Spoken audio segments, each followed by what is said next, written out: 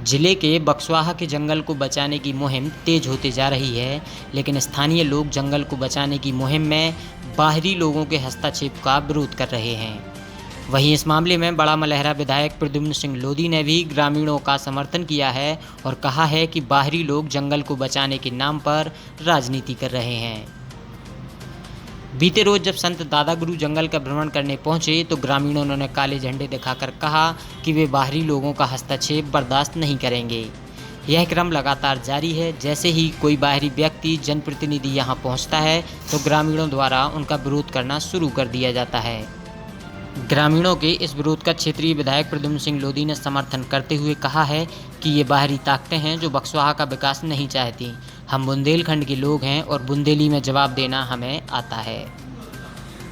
निश्चित रूप से सरकार ने भी कहा है और मैं भी पहले से कहता आया हूँ, यहाँ जितने भी लोग मुकाम करेंगे उसका 75% हिस्सा हमारे क्षेत्र का लगेगा, यहाँ का लगेगा, उससे ज़्यादा भी लगेगा और लगाने का प्रयास भी करेंगे। ये बड़ा कार्य है और लंबे समय तक चलने वाला काम है और हम चाहते हैं कि इससे हमारे क्षेत्र का बहुमुखी चहुमुखी विकास भी होगा और रोजगार सृजन होंगे, नए विकास के काम होंगे। इस आसपास के 15 जो आसपास के गांव हैं उनमें स्वास्थ्य की सुविधाएं और भी अन्य सुविधाएं, पानी की सुविधाएं, शिक्षा की सुविधाएं इस दृष्टि से जो भी यहाँ कंपनी ठेका जिन्होंने लिया है वो कराएंगे। तो क्या लगभग एक अंदाज है हर गांव से लगभग कितने लोगों को मिनिमम रोजगार या जॉब मिल सकता है? ये तो नहीं, परंतु 50 से ऊपर 100 के आसपास हर गांव से रोजगार लोगों को मिलेगा। 50 से ऊपर ही मिलेगा हर गांव के लोगों को। पूरे क्षेत्र में लगभग 1500। बिल्कुल, इससे और ऊपर भी हो सकता है और बहुत सी चीज़ें योग्यता के आधार पर भी आ जाती हैं, परंतु अधिकांशतः जो लोग जिस योग्यता के आधार पर होंगे सबको लगाया जाएगा।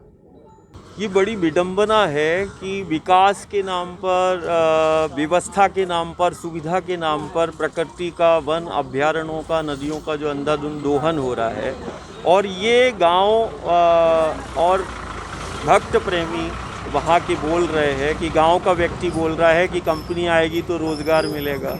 गांव का व्यक्ति बोल रहा है कि कंपनी आएगी तो सुविधाएं होंगी, शिक्षा, हमारे बच्चों की शिक्षा और स्वास्थ्य की और रोजगार के साधन कंपनी देगी। मुझे लगता है कि जंगल ने जीवन भी दिया है और जंगल ने आजीविका भी दिया है।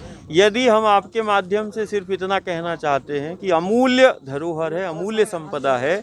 यदि बात गांव के शिक्षा की है, स्वास्थ्य की है, बात रोजगार की है और मान लो एक गांव मुखिया मान लो सगोरिया आता है तो हम आपको वचन देते सगोरिया के पूरे बच्चों को हम गोद लेने के लिए तैयार हैं।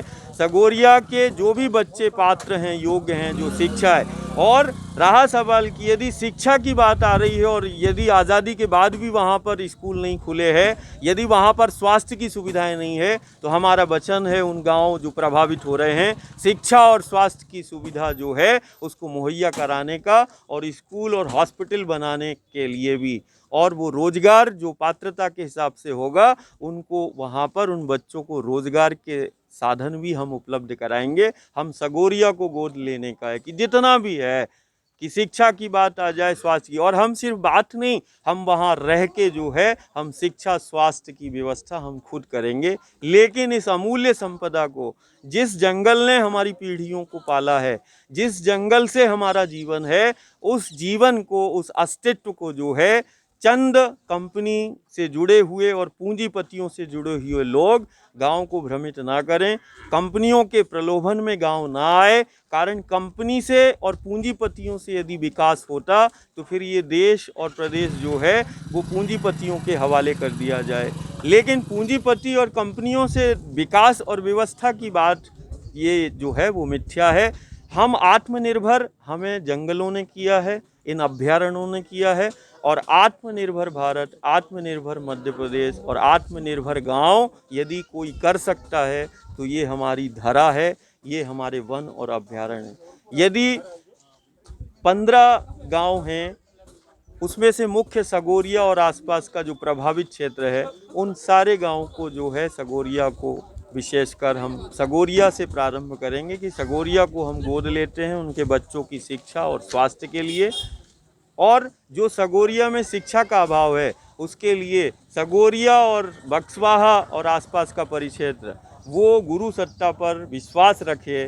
यदि कोई भी व्यक्ति शिक्षा और स्वास्थ्य की सुविधाएं नहीं दे पा रहा है तो शिक्षा के मंदिर भी और स्वास्थ्य की वो सेवा के केंद्र भी, यदि राष्ट्रीय अंतर्राष्ट्रीय स्तर पर देश जो है आज बक्सवाहा पर नज़र है, तो वो देश और दुनिया जो है शिक्षा और स्वास्थ्य और व्यवस्था के लिए भी आपके साथ खड़ी हुई है। सिर्फ जंगल को बचाने नहीं, आपकी पूरी सुरक्षा और व्यवस्था के लिए भी देश और दुनिया आपके साथ में है।